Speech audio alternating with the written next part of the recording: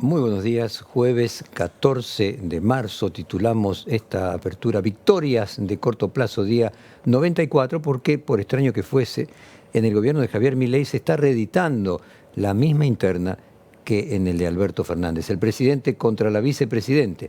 En este momento Victoria Villarruel está en el centro de la escena política y la rodean todo tipo de sospechas de conspiración contra el presidente, y por esa razón empezamos el programa de hoy con un clásico tango, llamado justamente Victoria, cantado por Carlos Gardel. Victoria Villarruel convocó a la sesión del Senado para tratar el DNU, sabiendo que el oficialismo va o puede, es muy probable, perder la votación. Y ayer durante todo el día hubo trascendidos acerca de que el presidente había hablado con Villarruel y logrado que la vicepresidente baje el tratamiento del DNU, del temario de las sesiones del Senado. Sin embargo, desde el entorno de Victoria Villarruel desmitieron esa versión y horas más tarde la cuenta de Twitter de la oficina del presidente emitió un comunicado en el que alerta sobre, textualmente, algunos sectores de la clase política que intentan avanzar con una agenda propia e inconsulta, y luego agregó, nuevamente entre comillas, esperamos que el Poder Legislativo no se deje cautivar por el canto de sirena de quienes pretenden anotarse victorias de corto plazo en detrimento del futuro de los 45 millones de argentinos. Y la mención a victorias, todo el mundo lo asoció a Victoria Villarruel. La referencia a la vicepresidenta es clara, hasta tiene la sutileza de decir su nombre en el escrito al hablar de victorias de corto plazo.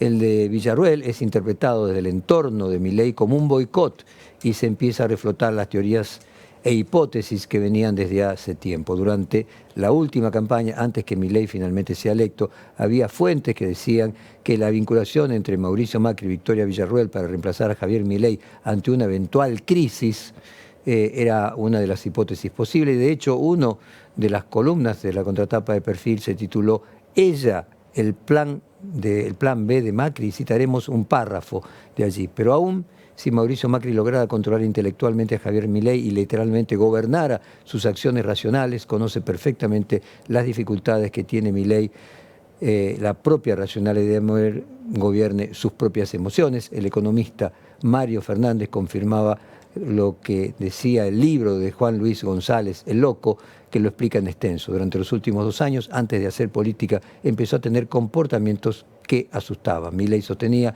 que sus posturas le bajaban desde el cielo y eso asustaba a sus amigos, por eso le habían aconsejado que no se presentara para ser presidente. O sea, concretamente, si la persona no se puede gobernar a sí mismo, otro no podría gobernarlo, porque la misma persona es ingobernable hasta de sí mismo.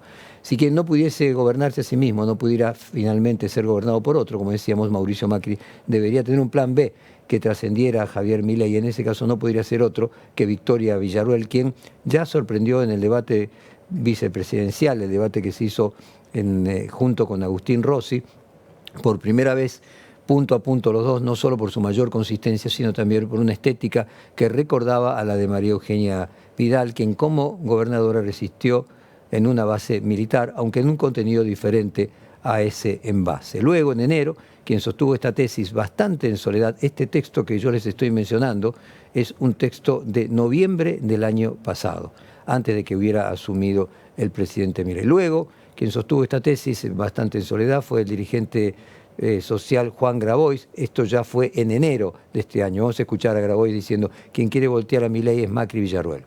¿Qué quiere decir que la vamos a combatir? ¿Que queremos voltear a Milei? Y esto lo digo especialmente para los votantes de Milei. No, señor. La que quiere voltear a Milei, y está clarito como el agua, es Villarruel con Macri.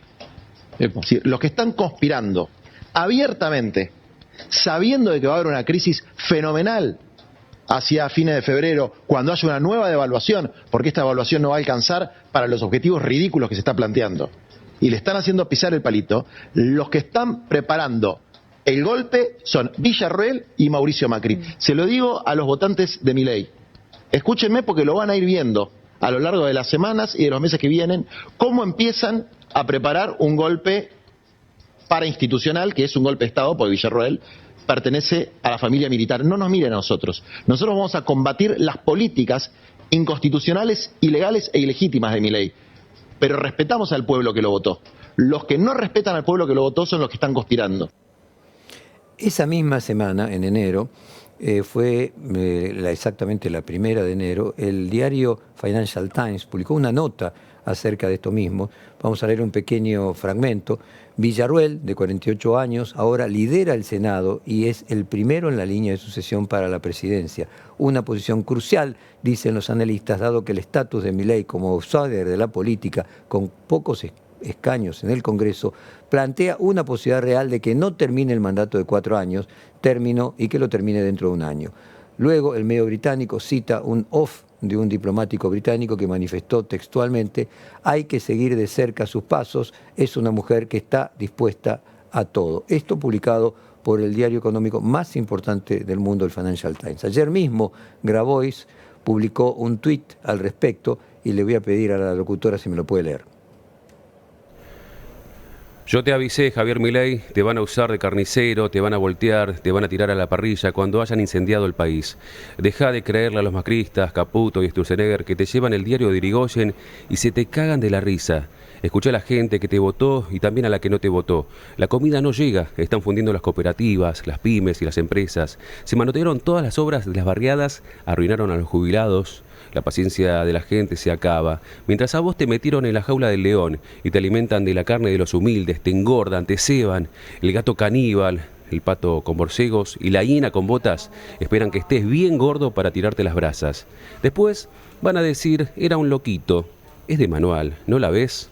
Bajá al DNU, sacate a esos 2 rochos de guante blanco, devolvé la plata a las provincias, las obras a los pobres, el sueldo a los jubilados, que no le falte el plato de comida a nadie. Bajate del pony virtual y goberná para el pueblo. Si no, será trágico para vos y para toda la nación. Mil disculpas, era quien leía en este momento el tuit. Y luego de escuchar todo esto, las palabras de Macri acerca de que la Libertad Avanza es un partido infiltrable o que Macri es solo la hermana, adquieren otro significado. Vamos a escuchar nuevamente a Mauricio Macri diciendo: Milei es él, su hermana y las redes sociales. Entendamos que si la sociedad votó a alguien ajeno al sistema político, porque este es un verdadero outsider, no es Trump, como dicen, que tenía el Partido Republicano atrás, no es Bolsonaro, tenía el ejército atrás, él es él, su hermana y las redes sociales, y llegó porque la decisión de ustedes, los argentinos, fue que querían un shock en el sistema político. Bueno, ha generado un shock. Ahora lo que nos toca a todos nosotros estar a la altura de las circunstancias, ser generosos y humildes en la defensa de las ideas de fondo. A quienes nos están escuchando por radio, pero no nos están viendo por televisión, o sea, por lo tanto no pudieron ver los gestos de Macri mientras decía eso, en el momento que él decía, lo eligieron ustedes, lo decidieron ustedes, Macri, con los 2 dedos índices de ambas manos, señala a la audiencia como diciéndole: ustedes lo eligieron, no es mi culpa, es la decisión de ustedes prefirieron a esta persona y no al candidato de Juntos por el Cambio. Desde el punto de vista institucional, la ley de acefalía es bastante clara respecto de qué sucedería frente a una asamblea legislativa. Vamos ahora sí, le voy a pedir a la locutora Camila Alzaldo que nos lea la parte de la ley de acefalía que tiene que ver con lo que estamos hablando. Si el presidente no pudiese ejercer su cargo o renunciase, quien asume el cargo es el vicepresidente. Artículo 1. En caso de acefalía por falta de presidente y vicepresidente de la Nación, el Poder Ejecutivo será desempeñado transitoriamente, en primer lugar, por el presidente provisorio del Senado, en segundo lugar, por el presidente de la Cámara de Diputados y, a falta de estos, por el presidente de la Corte Suprema de Justicia de la Nación, hasta tanto el Congreso, reunido en asamblea, haga la designación a que se refiere el artículo 88 de la Constitución Nacional. Artículo 2. La designación, en tal caso, se efectuará por el Congreso de la Nación, en asamblea que convocará y presidirá quien ejerza la presidencia del Senado, y que se reunirá por imperio de esta ley dentro de las 48 horas siguientes al hecho de la cefalía. La asamblea se constituirá en primera convocatoria con la presencia de las 2/3 partes de los miembros de cada cámara que la componen. Si no se logra ese quórum, se reunirá nuevamente a las 48 horas siguientes, constituyéndose en tal caso con simple mayoría de los miembros de cada cámara. Villarruel es un personaje relativamente nuevo en la política, su pasado es más desconocido. Quien sí recorrió un camino con ella es Cecilia Pando, a quien entrevisté hace poco en Periodismo Puro, precisamente para desentrañar un poco la historia que encierra la figura de Villarruel. Vamos a escuchar a Cecilia Pando diciendo: Villarruel hizo el contacto a mi marido con Videla. ¿Usted conoció a Jorge Rafael Videla a través de Villarruel? ¿Fue ella la que lo llevó a ver? No, lo conoció a mi marido. Ella le hizo el contacto a mi marido, que lo quería entrevistar, claro, estaba intrigado, de hacerle muchas preguntas, obviamente, y él lo fue a ver. Yo a Videla lo conocí en el penal, pasando, lo vi y me acuerdo que estaba con una víctima del terrorismo y nos acercamos a él y le dijimos: general, hable. Y él nos contestó: acá a nadie le importa lo que yo diga, yo ya estoy condenado. Esas fueron las palabras. ¿Cuál era la relación entonces de Villarruel y Videla en ese momento? No, yo sé que, o sea, ella tenía contacto, no sé, me parece que los chicos, el grupo que ella tenía con Jóvenes por la Verdad, habrán ido a escuchar alguna charla en su casa de Videla, pero no era tampoco tanta la relación. Además le preguntamos sobre esta información que teníamos nosotros de perfil y que luego publicó el Financial Times. Vamos a escuchar la respuesta ahora de Cecilia Pando. Quiero que Milei termine su mandato y si es Victoria, se apoyará a Victoria. ¿Qué piensa de la posibilidad de que Victoria Villarruel termine siendo presidenta de la Argentina? Yo lo primero que digo es que Dios quiera que Milei termine su mandato, porque si no, como país, lamentablemente, es triste. Quiero que termine su mandato y que le vaya muy bien, para que nos beneficiemos todos los argentinos. Eso. Y si Victoria, bueno, se apoyará a Victoria. ¿Usted percibe en ella una agenda distinta a la de Milei? ¿La percibe más formada, más inteligente? Usted mencionó a Berbisky. Berbisky continuamente marca la inteligencia de Villarruel. ¿Usted en el trato que tuvo con ella percibe el trato de una persona de inteligencia superior a la media? No, yo una persona normal, o sea, yo la conocí a Victoria, sí es una persona inteligente, a Milei también es un presidente, es inteligente, por eso se decidió a presentarse en elecciones, si no, no lo hubiese hecho. ¿Usted cree que si Victoria Villarruel asumiera la presidencia, finalmente solucionaría este tema por el que usted viene luchando? Espero que sí. Bueno, quien salió a responder a Victoria Villarruel es el senador Luis Juez, quien dijo, de alguna manera respaldó, de que Victoria Villarruel no tenía otra alternativa que hacer lo que hizo. Vamos a escuchar a Luis Juez respaldando a Victoria Villarruel. En primer lugar, nosotros tenemos que elegir si queremos un Senado de vuelta con una presidenta del Senado, una vicepresidenta imputada. Porque si queremos eso, podemos decirle a Victoria Villarruel que no cumpla con el reglamento y que la denuncien por incumplimiento de los deberes de funcionario público. Ella tiene una obligación. El quinto pedido realizado por la oposición de una sesión especial, ahora ya son 40 senadores los que le han pedido tratar el DNU, con argumentos para mí jurídicos atendibles. En su momento dijo que no, porque estábamos en un periodo de extraordinaria y no era un tema de extraordinaria.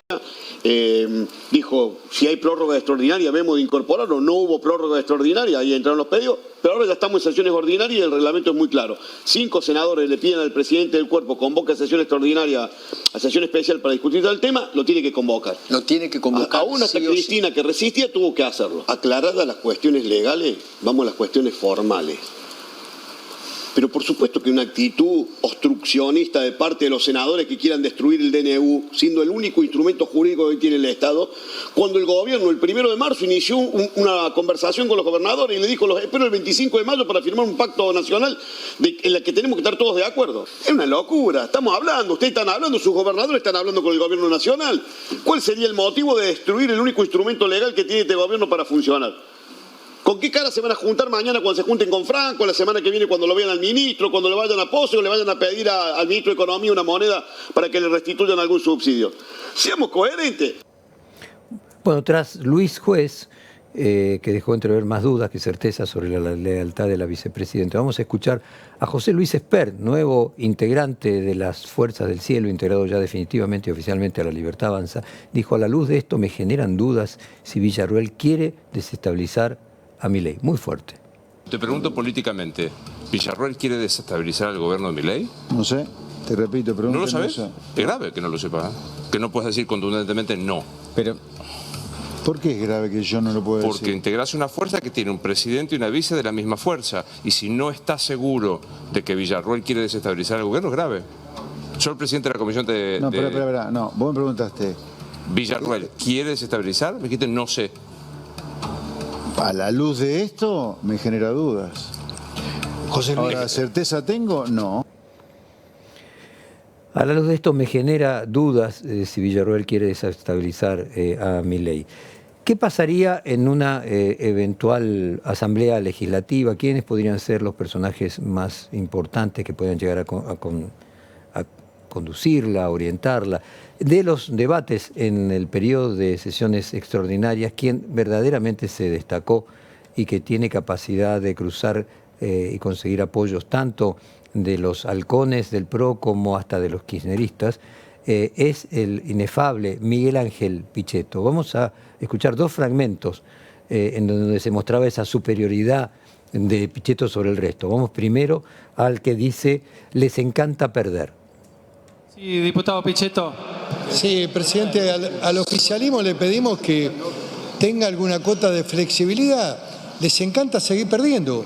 Traten de ver cómo tratan de resectar algunas propuestas y ganar. No hay que perder, hay que ganar. Muchas gracias, diputado Pichetto.